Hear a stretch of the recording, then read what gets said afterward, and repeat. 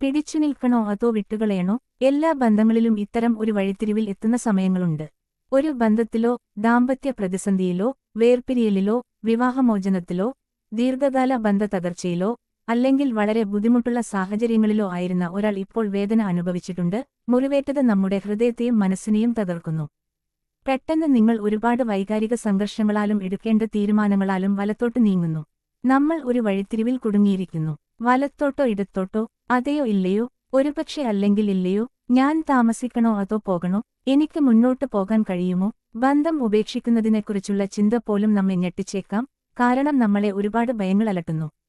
നിരസിക്കപ്പെടുമോ, പരാജയപ്പെടുമോ എന്ന ഭയം, സ്നേഹിക്കപ്പെടാതിരിക്കുമോ എന്ന ഭയം, വിധികളെയും അഭിപ്രായങ്ങളെയും കുറിച്ചുള്ള ഭയം, അതുവഴി നമ്മുടെ കുടുംബത്തെ അപമാനിക്കാനുള്ള സാധ്യത, ഉപേക്ഷിക്കപ്പെടുമോ എന്ന ഭയം, അനിശ്ചിതത്വത്തെക്കുറിച്ചുള്ള ഭയം, വീണ്ടും വിശ്വസിക്കുമോ എന്ന ഭയം. ശരി, ഭയം തോന്നുന്നത് സ്വാഭാവികമാണ്. യഥാർത്ഥ വെല്ലുവിളികൾ വരുന്നത് നിങ്ങൾ ഭയത്തെ വെല്ലുവിളിക്കുകയാണെങ്കിലും അല്ലെങ്കിൽ ഭയം നിങ്ങളെ കീഴടക്കാൻ അനുവദിക്കുകയാണെങ്കിലുമാണ്. ഈ ഭയങ്ങൾ നമ്മുടെ ആന്തരിക ശബ്ദം കേൾക്കാൻ പ്രയാസകരമാക്കുന്ന ഉച്ചത്തിലുള്ള സ്റ്റാറ്റിക് പോലെയാണ്. ഇത് നമ്മെ ആശയക്കുഴപ്പത്തിലാക്കുകയും നമ്മുടെ ഉള്ളിലെ വ്യക്തതയിൽ നിന്ന് നമ്മെ അകറ്റുകയും ചെയ്യുന്നു. ഇത് ഡെഡ് എൻഡ് ആണോ അതോ വെറുമൊരു തടസ്സമാണോ എന്ന് നിങ്ങൾ എങ്ങനെ തീരുമാനിക്കും? അതിനെ ഉടനെ നെഗറ്റീവ് ആയി കാണുകയും രക്ഷപ്പെടാനുള്ള വഴി ആസൂത്രണം ചെയ്യാൻ തുടങ്ങുകയും ചെയ്യുന്ന പ്രതിപ്രവർത്തന സ്വഭാവക്കാരനാണോ നിങ്ങൾ? നിങ്ങൾ ഇരുന്ന് കവലയെക്കുറിച്ച് ചിന്തിക്കാറുണ്ടോ? എല്ലാ കോണുകളിൽ നിന്നും അതിനെ നോക്കി മുന്നോട്ടു പോകുന്നത് അർത്ഥവത്താണോ എന്ന് തീരുമാനിക്കാറുണ്ടോ? അതോ ഒറ്റയ്ക്കായിരിക്കുന്നതിനേക്കാൾ സന്തോഷകരമല്ലാത്ത ഒരു ബന്ധത്തിലായിരിക്കുന്നതാണ് നല്ലതെന്ന് കരുതി താമസിക്കാൻ വേണ്ടിയാണോ നിങ്ങൾ താമസിക്കുന്നത്? നമ്മൾ അറിയേണ്ടത് എല്ലാം അവസാനം ശരിയാക്കുമെന്നാണ്. ഇപ്പോൾ ആ ബന്ധത്തിലുള്ള ആളുകൾ അവരുടെ ജീവിതം പങ്കിടാൻ തെരഞ്ഞെടുക്കുന്നു.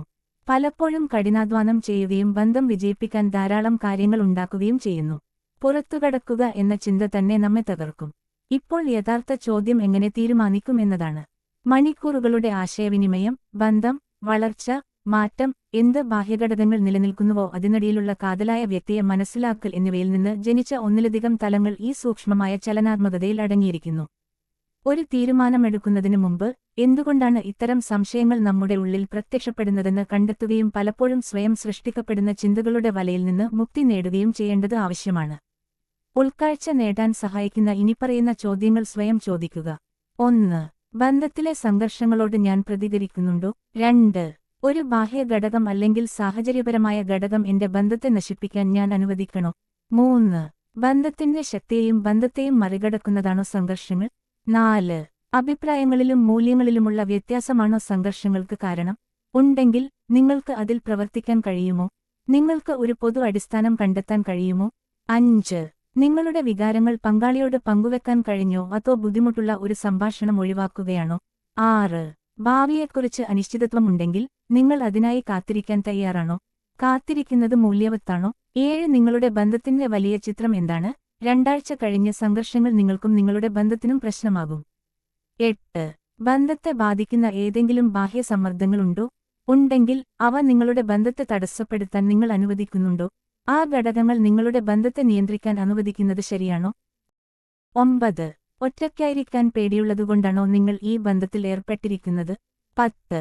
ആരോഗ്യകരമായ ഒരു ബന്ധത്തെക്കുറിച്ചുള്ള നിങ്ങളുടെ ആശയം എന്താണ്?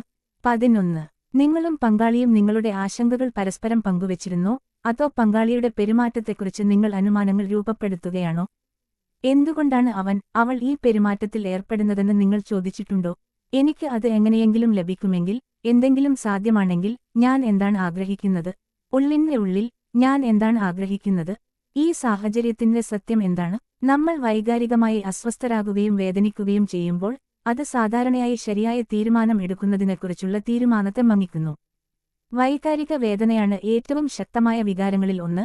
അത് നമ്മുടെ ചിന്തയെ മാത്രമല്ല നമ്മുടെ വിശ്വാസത്തെയും മങ്ങിക്കും. നമ്മുടെ സാഹചര്യങ്ങളല്ല, മറിച്ച് നമ്മുടെ മനസ്സിൽ നാം കെട്ടിപ്പടുക്കുന്ന തെറ്റിദ്ധാരണകളാണ് പലപ്പോഴും നമ്മുടെ കാണാനുള്ള കഴിവിനെ മങ്ങിക്കുന്നത്.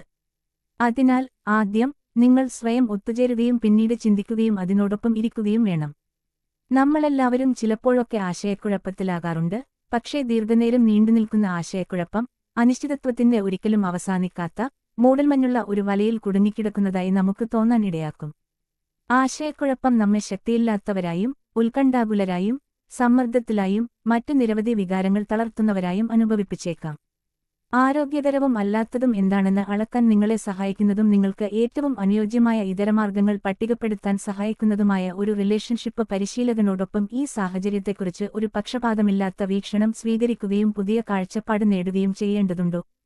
ആശയക്കുഴപ്പത്തിൽ നിന്ന് വ്യക്തതയിലേക്ക് നീങ്ങാൻ ഉള്ളിലേക്ക് പോയി ഉത്തരങ്ങൾ കണ്ടെത്തി അവിടെ തന്നെ വിട്ടാൽ മാത്രം പോരാ. ഉത്തരങ്ങൾ ലഭിച്ചുകഴിഞ്ഞാൽ നിങ്ങൾ അവ ഉപയോഗിച്ച് എന്തു ചെയ്യുന്നു എന്നത് പ്രധാനമാണ്. നിങ്ങളുടെ ആന്തരിക ശബ്ദത്തിൽ നിന്ന് ഉയർന്നുവരുന്നതെന്തും വിശ്വസിക്കാൻ ശ്രമിക്കുക, അത് നിങ്ങൾക്ക് ഇതുവരെ അർത്ഥവത്തായി തോന്നുന്നില്ലെങ്കിലും. ഒരു വഴിത്തിരിവ് എന്നത് നിങ്ങളുടെ നിലവിലെ അവസ്ഥയെക്കുറിച്ച് ചിന്തിക്കാൻ താൽക്കാലികമായി നിർത്തുന്ന ഒരു നിമിഷം മാത്രമാണ്. അതില്ലാതെ ബന്ധത്തിന്റെ യഥാർത്ഥ അടിത്തറയായ സങ്കീർണതയെയോ ശക്തിയെയോ നിങ്ങൾ ഒരിക്കലും വിലമതിക്കില്ല. അസാധാരണമായ എന്തും ഒരു ബന്ധത്തിൽ സമ്മർദ്ദത്തിന് കാരണമാകും. ഈ കവലയിൽ നിങ്ങൾ എങ്ങനെ എത്തിയെന്ന് ചിന്തിക്കുന്നത് കൊടുങ്കാറ്റിനെ മറികടക്കുന്നതാണോ ഏറ്റവും നല്ല തെരഞ്ഞെടുപ്പെന്ന് തീരുമാനിക്കാൻ നിങ്ങളെ സഹായിക്കും. ഇത്തരത്തിലുള്ള നിങ്ങളുടെ ഇഷ്ടപ്പെട്ട വീഡിയോകൾ കാണുന്നതിന് ദയവായി ഞങ്ങളുടെ ചാനൽ ലൈക്ക് ചെയ്ത് സബ്സ്ക്രൈബ് ചെയ്യുക.